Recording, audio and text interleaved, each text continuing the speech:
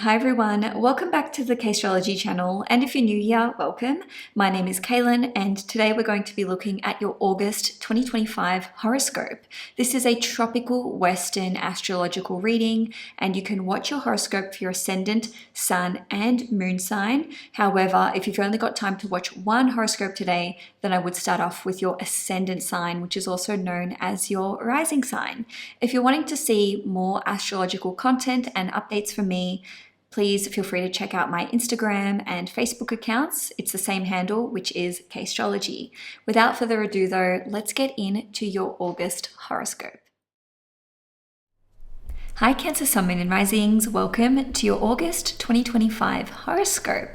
So first and foremost, this month your spidey senses may be tingling, and that's because you guys are so sensitive to eclipses, and we do have eclipses coming up in the month of September. So as August progresses, you may be finding your sleep patterns are a little bit off, or you could be receiving intuitive downloads and impressions about what to expect in the coming weeks. So I just like to mention that at the beginning of this horoscope to let you know that we're very much in pre-eclipse season territory. All right, so let's start off by talking about career and business for you. The first few days of the month, you may feel like there are important decisions to be made and you could be pushed outside of your comfort zone. But this can come through in a way that is positive for your growth and expansion. So what I'm honing in on here is that Venus in Cancer in your first house is going to square Saturn and Neptune in Aries at 1 degree in your 10th house. And this is literally like on the 1st and the 2nd of August. So really probably the first 3, 4, even 5 days, you may just feel like there are things that you're wanting to take a risk on or wanting to achieve, but you could just be foraying into uncharted territory. So this could be putting a lot of pressure on you because Venus rules over our relationships and our self-esteem, right? And so the square to Venus in your first house is like, who am I to be doing this? Am I good enough? What would I need to achieve? Do I have enough finances or resources to take this risk? Or would taking this risk professionally be worth it for me in terms of what I may have to sacrifice with respect to my own finances and resources? Like, is the money going to be worth the time? Could be a way that is playing out for you. So Venus will be in Cancer until almost the end of the month, like literally right up until about the 25th or 26th of August, depending where you live in the world. So this is very positive for you professionally speaking, because Venus in our sign can see us being more attractive, more magnetic, more charming. We can attract the right relationships and collaboration opportunities, and this is especially positive if you happen to be a Cancer sun specifically, because the sun in astrology rules over our career. Now, Jupiter will continue to transit Cancer for the whole rest of the month and right up until the end of June next year. So Jupiter transiting our sign can lead to growth, expansion, more credibility, especially in the workplace, so people trust us more. It can lead to there being more opportunities professionally, so this could lead to a promotion, a leadership role. This could lead to international travel opportunities for you, and maybe these are being funded by work or you are traveling for work purposes, especially if you are a Cancer sun. Just a little note here on travel: no matter whether you're a Cancer sun, moon or rising, between now, well, literally actually June last month and the end of June next year, there can be many more opportunities for you to travel And when I say travel, I mean internationally and interstate, and that's because Jupiter is in your sign. So still talking about career though. On the 9th and the 10th of August, Mars in Libra in your 7th house is going to oppose Saturn and Neptune in Aries in your 10th house. So this can indicate that there's a bit of a clash between what's going on at home and your professional responsibilities. Okay, so Mars is in your 7th house of home, family, and property from the 7th of August until the 21st of September. And as I said, it's making this opposition to your 10th house. So we're looking at the 4th house and the 10th house. And so when we have these tight oppositions, we can feel like we're being pushed and pulled in both directions. So this can play out for you as having a lot of things that you need to work on professionally, but what's happening at home is like drawing your attention away from your work life. Or perhaps the time that you are spending on your career could be having somewhat of a detrimental trade-off when it comes to your family life or your home life. So it could be that your significant other or your children are like, we want to see more of you, why aren't you home? Or it could be that you're kind of having to neglect your duties around the home because you're just focusing so much on work. Okay, so last thing that I wanted to mention on the work front is that from the 23rd of August till, the next 4 weeks until about the 22nd of September, we'll be in the throes of Virgo season. And the 3rd house relates to networking, socializing, work projects, meetings, sales, marketing, and whatnot. So it's like a business house in astrology, and we've got a new moon in Virgo, which is on the 23rd of August at 0 degrees. All right, so the new moon in the 3rd house could indicate that you are taking up some kind of new work project. So maybe this is a communications piece, developing a course, maybe studying. So you could be educating yourself further, and perhaps this is going to relate to wanting to upskill for your career in some capacity. Because this new moon in Virgo is going to make a very tight square to Uranus in Gemini in your 12th house, there could be something unexpected that comes up here. Maybe it's the upfront cost, so what you would need to pay, what you need to invest. Maybe there's a sense of urgency, or it could be that you just start trucking along with this new project, course, communications piece, and then you come to find out that there are some hidden, I want to say conditions or clauses, and it's like, I don't know if I would have taken this on had I known about this. So something could come to light after you've already committed to a course of action. I said that was the last thing on career, but I was mistaken. So we've actually got Saturn in Aries and Neptune in Aries in your 10th house, sextiling Uranus in Gemini in your 12th house for pretty much the whole month, but it will be exact on the 12th of August. So that's Saturn and Uranus. And then the 28th or 29th of August, depending where you live in the world, for Neptune sextile Uranus. And I have to say, these sextiles are very, very rare.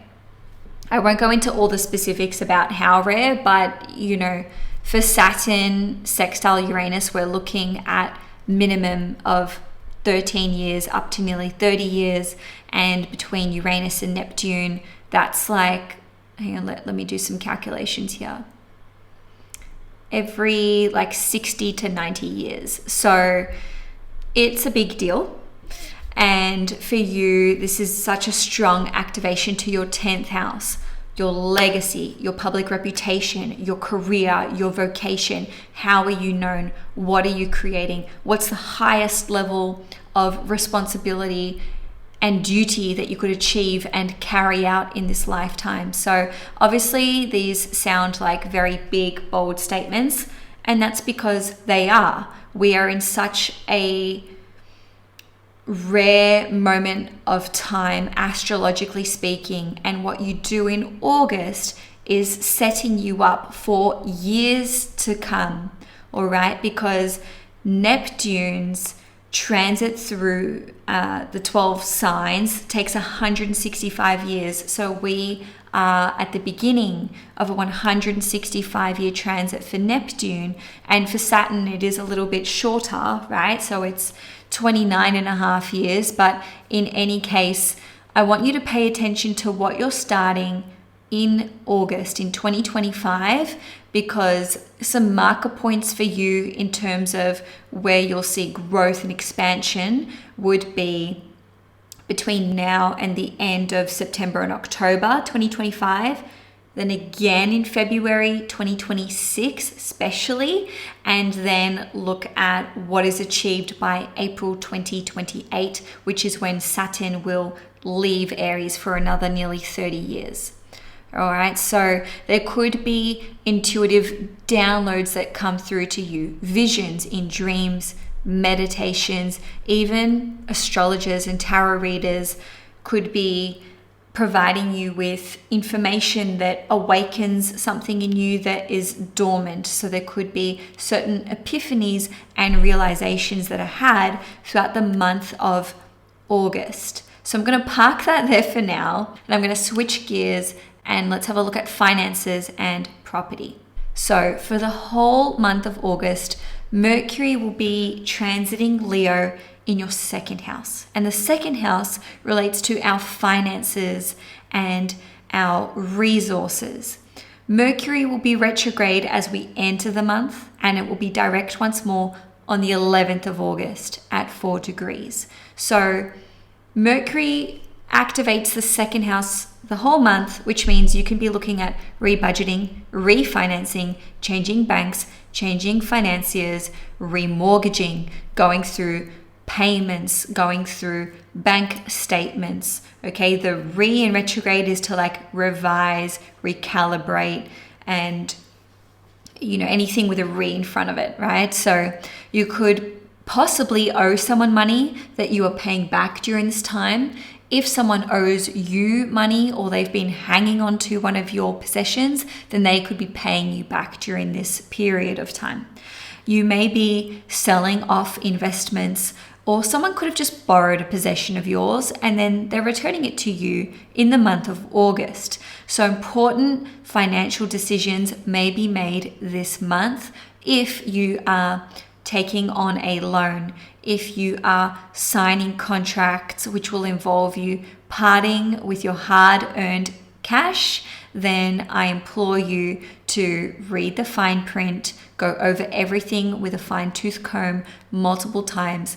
Mercury retrogrades don't mean you can't do something, don't start businesses, don't get into relationships or whatever. I can tell you right now that I launched K-Astrology during a Mercury retrograde. I got into a relationship while Mercury was retrograde and Venus was retrograde. Like, you don't need to put your life on hold for retrogrades. It's just you need to do extra work and be extra sure about the decisions that you're making.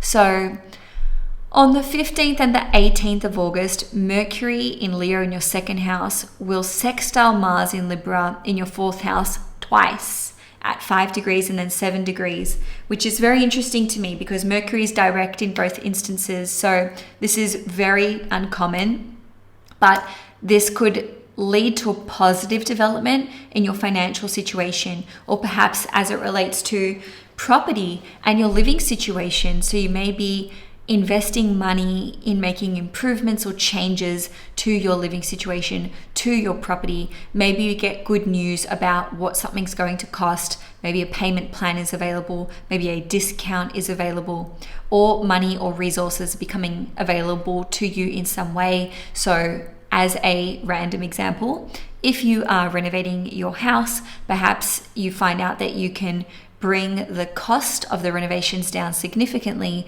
because you're able to repurpose building materials. Just a random example, as I said. Now, we've got Venus entering the sign of Leo on the 25th or the 26th of August, depending where you live in the world. So Venus will join Mercury here. It will be, well, they'll both be in your second house together for at least the next few days. So Mercury will enter Virgo on the 2nd of September, but nevertheless, this can see you looking at generating a new stream of income, earning more money. Venus in the second house is a time where we can be spending more money on ourselves and on the little luxuries in life. So spending money on eating out or on, candles, massage, things for the home, things for the garden, and just like possessions and valuables. So your spendings could start to travel north as we get to the last few days of the month. But, in saying all of this, after Venus has entered Leo, it's then going to trine Saturn and trine Neptune.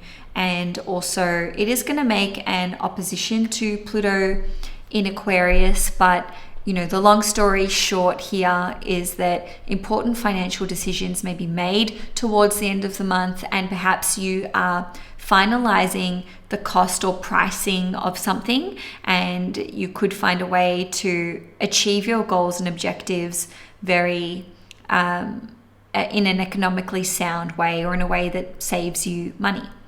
Okay, so now let's have a look at family and home life.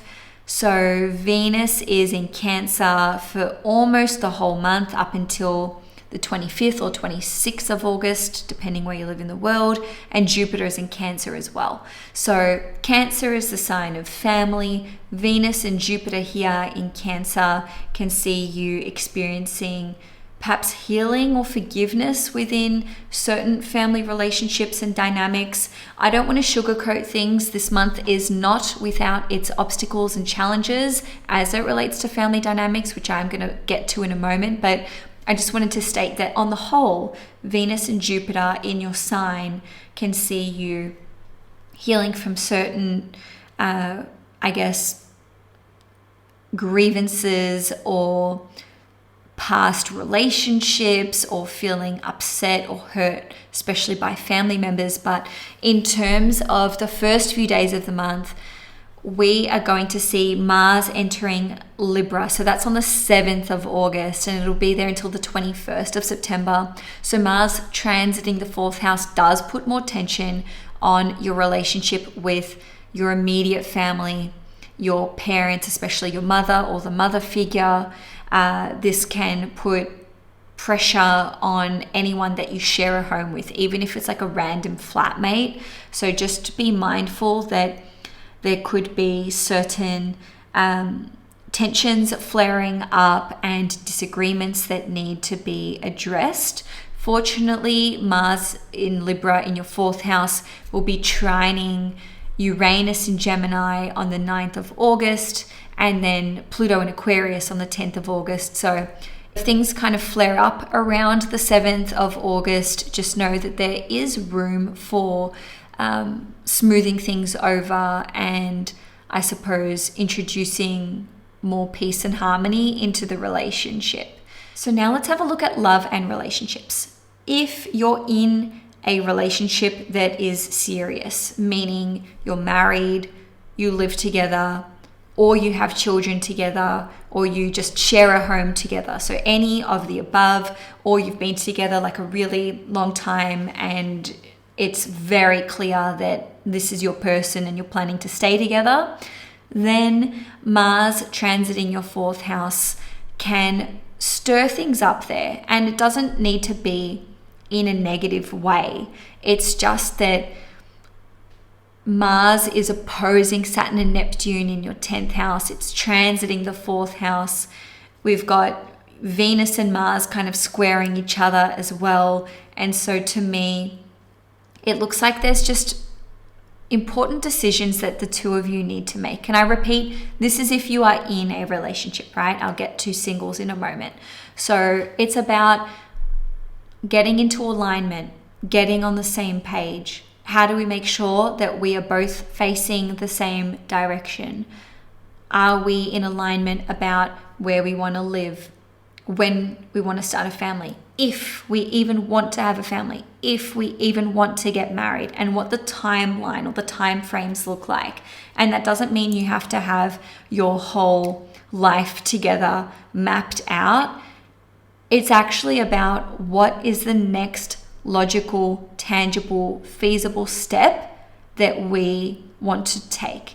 And that is the question that the two of you will be answering in the month of August. If there are topics where it has seemed like you've been on completely different pages, I'm happy to report that there's a lot of astrological energy that indicates it's possible to reconcile and to get on the same page and to come into alignment. Okay? So, still talking about love and relationships, Jupiter and Venus are going to be transiting your sign for pretty much the whole month, right up until about the 25th or the 26th. That's when Venus will enter the sign of Leo.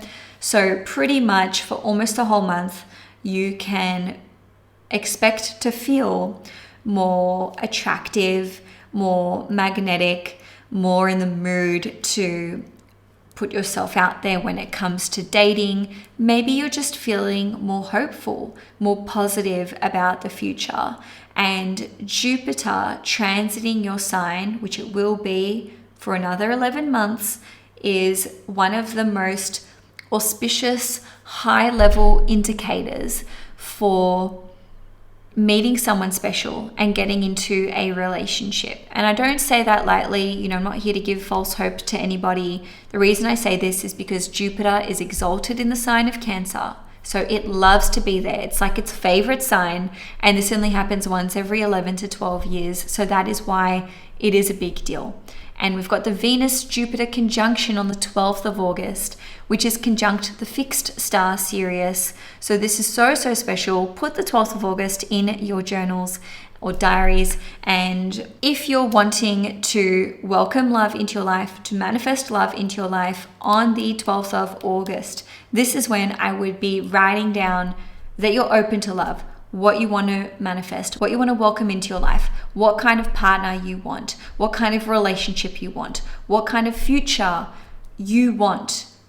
This is such a potent time for having wishes and miracles granted and bestowed. And again, I do not say this lightly. The Jupiter-Venus conjunction in Cancer happens once every 11 to 12 years.